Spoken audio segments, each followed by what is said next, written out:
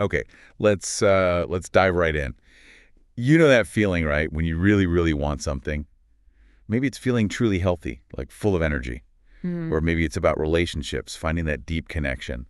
Or, hitting a big financial goal. Yeah, totally. That thing that feels just a bit beyond your grasp. Exactly. And it Yeah. feels like getting there would take some kind of, I don't know, miracle, like a huge breakthrough. Right, like it's down to luck or something extraordinary happening to you rather than something you can actually influence. Yes.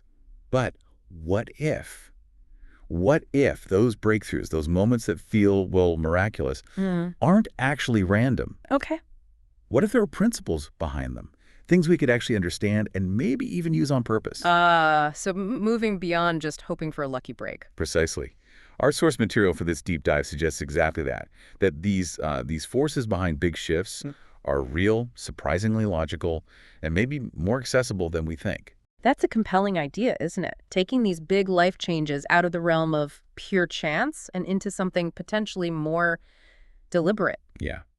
And our main guide for this exploration is a YouTube video, Make Miracles on Demand, 3 Steps, Hmm. by David Bayer. Okay, David Bayer. I'm familiar with some of his work. He pulls together quite a mix.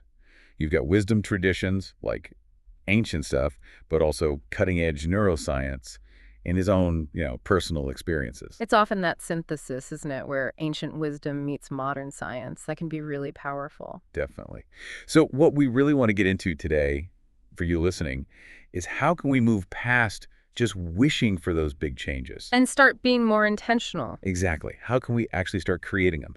We're going to unpack this 3-step formula the video lays out for, well, making miracles, hopefully giving you some practical takeaways. Sounds good. So it really comes down to that age-old question. Are we just leaves in the wind, or do we have some steering capability in our lives? This seems like a framework for the steering part. I like that. Okay, so first things first, we need to define our terms. What does miracle even mean in this context? Because, like you said, it's not about magic wands. Right, not in the traditional supernatural sense. The source redefines them. It calls miracles dimensional shifts, not divine exceptions. Dimensional shifts. Okay. And also instantaneous changes that occur that are not random but lawful.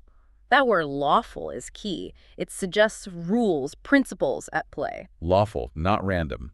Okay, that immediately changes the game from like winning the lottery to maybe understanding the rules of the game itself. Precisely. It shifts it from chance to physics in a sense. But dimensional shifts. That still sounds a bit, I don't know, sci-fi. Can we break that down a bit more? Yeah, let's try. Think of reality not as one fixed thing, but maybe like multiple layers or frequencies existing simultaneously, like radio stations. Okay, I can sort of picture that. So the reality you're experiencing right now is just one station you're tuned into. A miracle in this view is like rapidly shifting the dial to a different station, a different dimension of reality where your desired outcome, the health, the relationship, whatever is already the norm. Ah, okay. So it's not about breaking the laws of physics, but maybe accessing a different set of conditions that already exist within a larger reality. Exactly. The source talks about metaphysics, literally the physics behind the physics, the underlying principles governing how things actually manifest in our material world. The why behind the what. You got it. And what's fascinating is how modern science is starting to, well, catch up or at least provide mechanisms that align with these older ideas. You mean things like neuroscience, psychology. Yeah. They're finding evidence for concepts that used to be purely philosophical or spiritual. Precisely. The video points this out, how findings in neuroscience, behavioral psychology, even concepts around human energetics, they resonate strongly with core ideas from, Christianity, Taoism, Buddhism, various esoteric paths, even the law of attraction stuff. Wow, that's a really wide net. So what's the common thread? What's the core principle tying all that together? The absolute bedrock seems to be this idea. You attract what you already are, not what you want. Hmm. Say that again. You attract what you already are. Not what you want. Hmm. It means your internal state, your fundamental being, your core beliefs about yourself and the world, that's the magnet. That's what draws experiences to you. Okay, so if I'm walking around feeling deep down like I'm not worthy of abundance, even if I consciously want it? Then you're likely broadcasting an unworthiness signal, energetically speaking, and attracting situations that reflect that back to you. Your outer world mirrors your inner landscape. Right, so changing the outside requires changing the inside first. That actually makes a lot of sense, even if it's challenging. It's fundamental to this whole approach. You have to shift your being to shift your experience. Okay. Now, back to this multidimensional reality. The source uses that analogy, many rooms in my father's mansion, suggesting we can choose which room or reality we live in. How does that play out day to day? Well, think about it. Every single moment you're making choices, aren't you? Big ones, small ones, conscious, unconscious, across all areas, relationships, health, money, purpose. Yeah, constantly. Feels like it sometimes. So imagine each choice, each thought, each belief. It's like opening a specific door. There are infinite doors, infinite potential realities or rooms available. Yeah. The doors you even see as being real, the reality you perceive right now, are the ones that align with your dominant beliefs. If you believe deep down that opportunities are scarce. And you're looking through the scarcity door, and that's mostly what you'll do. Exactly. Your beliefs about trust, about your own worth, about how the world works, they act like incredibly powerful filters. They literally dictate which portals you perceive as reality. Wow. So beliefs aren't just thoughts, they're like perceptual lenses. Absolutely. Yeah. And that Confucius quote the source mentions just nails it. The man who thinks he can and the man who thinks he can't are both right. Because the belief itself sets the boundary of what's possible for them. Precisely. It becomes a self-fulfilling prophecy. Your reality conforms to your conviction. And this ties into that idea from Romans, right? About transforming reality by renewing your mind. Yeah. It suggests we're not stuck. Exactly. It highlights the plasticity, the malleability of our experience based on our consciousness. Yeah. We're not just passive observers. We're active participants in constructing our reality through our minds, through our beliefs. Can you think of an example, maybe from your own life or someone you know, where a huge shift happened really fast? Something that felt like a miracle? Oh, sure. We probably all know someone or have experienced it ourselves, even if we didn't label it that way. Think about someone maybe struggling for years in a dead-end job, feeling stuck, and then suddenly, boom, they land this incredible opportunity that seems to come out of nowhere. Yeah, or finding the perfect partner after ages of searching. Right. And if you dig deeper, you often find that right before that miracle, there was some kind of internal shift. Maybe they finally let go of an old limiting belief or made a really powerful new decision about what they deserved or what was possible. It's like they finally tuned into the right frequency, opened the right door that was maybe always there, but they just couldn't see it before because of their old beliefs. That's a great way to put it. And the source's own story is a powerful illustration, going from being really broke and struggling to achieving prosperity and then meeting his future wife literally 2 weeks after a major belief shift about relationships. 2 weeks. That definitely sounds miraculous from the outside. It really highlights that connection between the inner shift and the outer manifestation.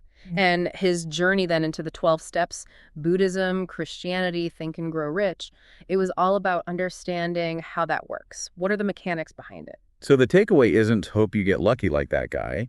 It's that these shifts, these miracles, they aren't just flukes. The source argues they are, and I like this phrase, incredibly architected.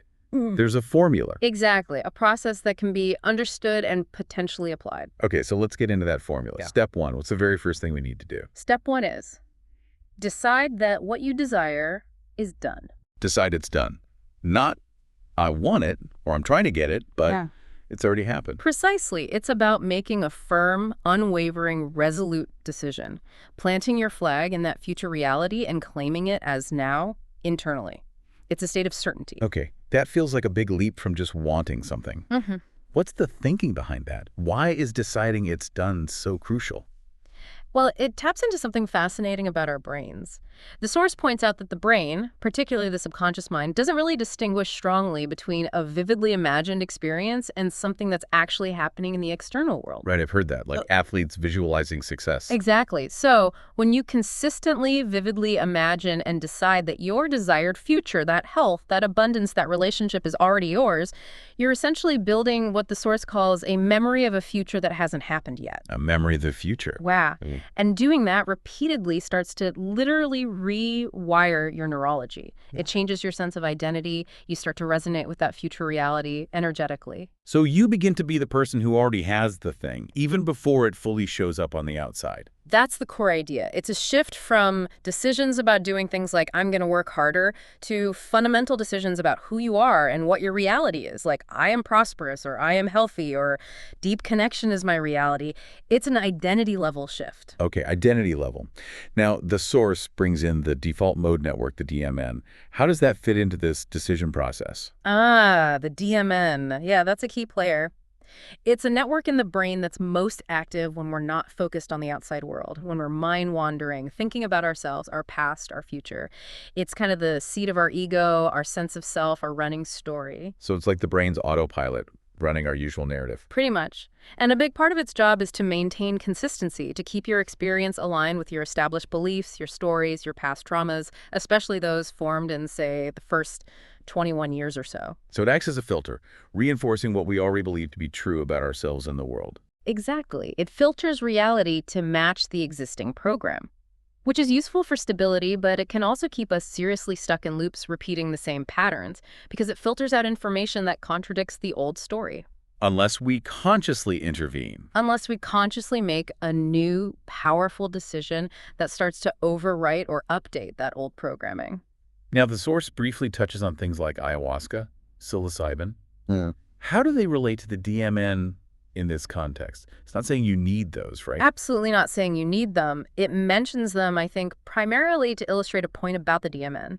Some research suggests these substances can temporarily decrease the DMN's activity. Kind of quiet down the usual filter. Yeah, potentially allowing for different perceptions, maybe bypassing those ingrained beliefs for a time. The source uses the term entheogenic, generating the divine within, suggesting potential for insight rather than just hallucinogenic. But crucially, the message isn't go take psychedelics. No, definitely not. The key point is that the same kind of perceptual restructuring, the same challenging of old beliefs and nervous system patterns, is entirely possible without those substances. It can be achieved through conscious intention, the kind of belief work we're talking about, nervous system regulation, Yeah. the tools within this formula. Okay, good clarification. So these new decisions we make, they need to be strong enough to challenge that DMN filter. Mm-hmm. The source says they should be equal and opposite from a limiting belief. That's a really good way to phrase it. If your ingrained limiting belief is, say, I'm not good enough to find a loving partner, the equal and opposite decision isn't just, I hope I find someone. It's something like, I am inherently worthy and capable of deep, loving connection, and that reality is unfolding for me now. It directly confronts and cancels out the old belief. Yes, it's a declaration of a new truth. And when you make that kind of powerful, fundamental decision, what happens next? The source mentions 3 key outcomes. Right. First, your thoughts and ideas naturally start to align with that new decision. If you decide you are prosperous, you'll start getting ideas about generating wealth, seeing opportunities you missed before. Your thinking shifts. Okay, alignment of thought. What's second? Second, your perception literally changes. You start noticing evidence in your environment that supports the new decision. Things that were probably always there, but were filtered out by the old belief system and the DMN.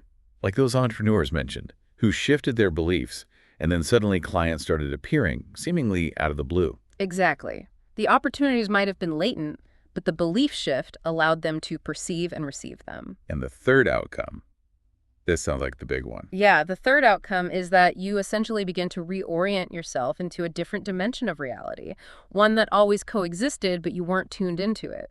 It's like choosing to walk through a different door in that mansion, into a room where your desire is already the reality. Wow. So it's less about creating something from scratch and more about shifting your alignment to access what's already potentially there. That's the perspective offered, yes. It reframes manifestation significantly. And the reticular activating system, the RAS, plays a role here too, right, in filtering what we perceive. Absolutely. The RAS is like the brain's gatekeeper for attention. It scans your environment and highlights whatever matches your current focus, your beliefs, your decisions. The classic example. You decide to buy a red car, and suddenly you see red cars everywhere. Exactly. The red cars were always there, but your RAS wasn't tagging them as important until you made the decision. It's now filtering your reality based on that new priority. And that statistic is just mind-blowing, that something like 88% of sensory input gets filtered out We're only consciously processing about 12%. Yeah, and that 12% is largely determined by our existing beliefs, decisions, and focus. It really shows how much power our internal state has over the reality we actually experience. It makes you think, doesn't it? Mhm. What limiting beliefs am I holding that are filtering out possibilities right now? That's the crucial question this step raises. What filters are currently shaping your perceived reality? Definitely food for thought. Okay, so step one, decide it's done. Powerful stuff. What's step two? We've made the decision, now what? Step 2 is absolutely critical. Move into non-resistance, or put another way, downregulate your nervous system. Non-resistance. Okay. Meaning what, exactly? It means you fundamentally cannot receive that miracle, that desired outcome, if your body and mind are stuck in a state of stress, anxiety, fear, basically, fight, flight, or freeze. Your system needs to feel safe, open, and receptive. That makes total sense. If you're clenched up in survival mode, you're not really open to receiving anything new, are you? Good or bad? Precisely. The source gives this simple but profound equation: desire plus non-resistance, desired result. Desire plus non-resistance. Hmm. So the non-resistance is the missing piece for many people. It's not just about wanting it badly enough or working harder. Often, yes. The source suggests that more effort, more hustling, more resources alone won't work if there's significant internal resistance blocking the flow. So what does this resistance actually look like? How do we know if we're in it? Oh, it shows up in many ways, mentally and emotionally. To that internal doubt, can I really do this? Is this even possible for me?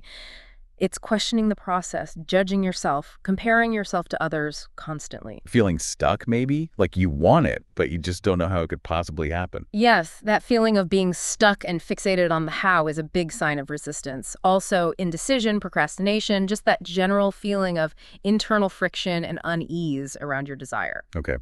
And the source contrasts this with powerful states versus primal states. Can you unpack that? Yeah, this is key to understanding non-resistance. Powerful states are things like joy, curiosity, calm, peace, compassion, gratitude. These are generally associated with the parasympathetic nervous system, the rest and digest, safe and social mode. The state where you feel open, creative, connected.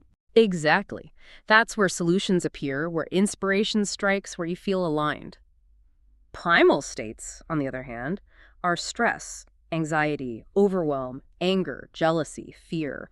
These trigger the sympathetic nervous system fight or flight. And in those states, you feel constricted, defensive, disconnected. Right. Your focus narrows, you're scanning for threats, you're definitely not in a receptive mode, you're resistant.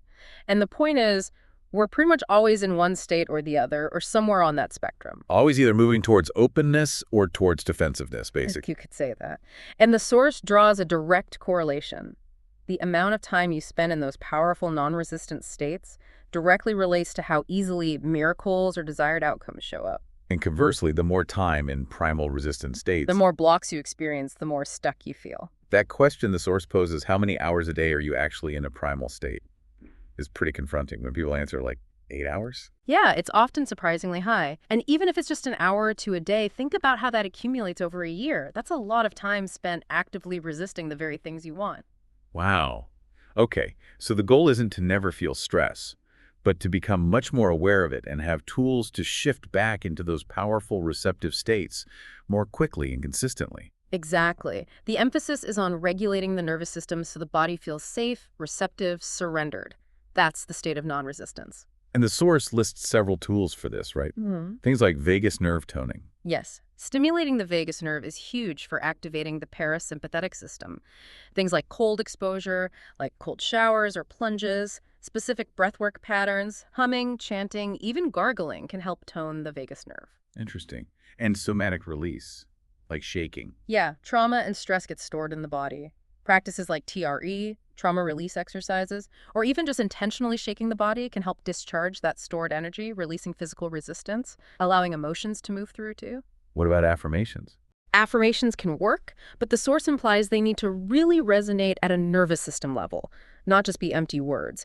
They need to feel true or at least possible in your body to help shift into non-resistance. And belief work, like we discussed in step 1, prayer, surrender practices. All tools aimed at shifting your internal state from resistance, control, fear, doubt, to non-resistance, trust, safety, openness, surrender. It's about creating internal coherence. Coherence. Yeah. Like your heart and brain are aligned, your energy feels smooth. Yes. When your emotional state, your nervous system, your whole energetic field is coherent and non-resistant, that's when you become receptive. Miracles, the source suggests, are received in this state, not forced or chased. Perceived, not achieved through sheer willpower against resistance. That's a big shift in perspective. It really is. It puts the focus squarely on managing our internal state. Okay, so step 1, decide it's done. Step 2, move into non-resistance, regulate the nervous system. That brings us to the third and final step. What is it? Step 3 is live as the outcome fulfilled today. Assume the new identity now. Live as if it's already happened today. Okay, how is this different from step 1, deciding it's done? Step 1 is the mental and energetic decision, planting the flag. Step 3 is about embodying it in your actions, your behaviors, your way of being in the present moment. It's the practical application of the new identity. Okay, so it's about closing the gap between the decision and your actual lived experience right now. Exactly. The core idea is if you're truly living as if it's already done, you stop chasing it. Chasing implies lack, implies it's not here yet, which keeps it at arm's length. Right, that keeps you in a state of wanting, not having. Precisely. When you embody the state of already having it, of being that person, you become a vibrational match, and the external reality has to reorganize around that new signal you're sending out. The miracle meets you where you are. So understanding this whole process, decide, downregulate, observe the shift, helps you avoid that frustration. Yes, because otherwise you're just confused about why things aren't changing. The source uses that great metaphor from the movie Groundhog Day. Oh yeah, Bill Murray reliving the same day over and over. Exactly. He's stuck in the same reality loop because his thinking, his being, his reactions are the same every day. Only when he fundamentally changes who he is being does his reality finally shift. That's a perfect analogy. Yeah. So we need to change who we're being today. Yes. And the practical question to ask yourself constantly is the one the source highlights. What would it look like for me to live as the fulfilled version of myself today? Not someday, but right now. What would that person do? Exactly. If you already had the thriving business, how would you approach your work today? If you already had the amazing health, what choices would you make around food and movement today? If you had the loving relationship, how would you interact with people today? It forces you to define that future self very clearly. It does, and then you start acting from that definition. There's that quote shared from Cody Jefferson, "This is who I am, so this is what I do." I like that. Identity first, then action, not the other way around. Yes. Define the identity of the person who has what you desire. Maybe even give that future self a name or an image. Really feel into them. How do they think? How do they feel? How do they carry themselves? And then start showing up as that person right now. As much as possible, that's the work. Closing that gap between who you are being now and who that fulfilled version is. The source suggests this is the fastest way for the external reality, the miracle, to catch up and materialize. Because you're no longer waiting for it, you're being it. You're aligning your entire being with that reality, making it inevitable, in a sense. Okay, wow. Let's quickly recap those 3 steps again, just to make sure we've got them clear. Sounds good. Step 1 was? Decide that what you desire is done. Make that firm, unwavering internal decision. Feel it as complete. Step 2? Move into non-resistance. Downregulate your nervous system. Cultivate safety, openness, and receptivity. Let go of the friction. And step 3? Live as the outcome fulfilled today. Embody the identity, actions, and feelings of the person who already has what you desire right now. Decide. Become non-resistant. Live as if. That's quite a powerful framework. It really shifts the focus from external struggle to internal alignment, doesn't it? It puts the power back into our hands based on managing our own state of being. It certainly does. It gives you something concrete to work with rather than just hoping. So for you listening, maybe take a moment to think about those 3 steps. Which one resonates most?